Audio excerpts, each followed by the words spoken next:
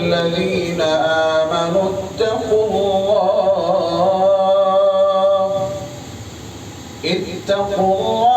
حق تقاته ولا تموتن إلا وأنتم مسلمون واعتصموا بحبل الله جميعا ولا تفرقوا واذكروا نعمة الله عليكم إذ كنتم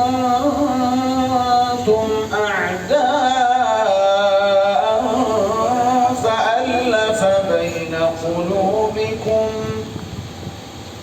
فألف بين قلوبكم فأصبحتم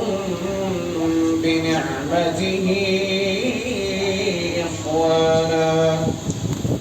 وكنتم على شفا حفرة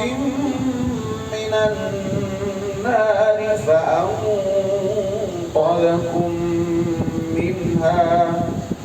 كذلك يبين الله لكم آياته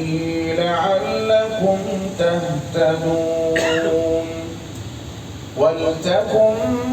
منكم أمة يدعون إلى الخير ويأمرون بالمعروف وينهون عن المنكر وأولئك هم المفلحون ولا تكونوا كالذين تفرقوا واختلفوا من بعد ما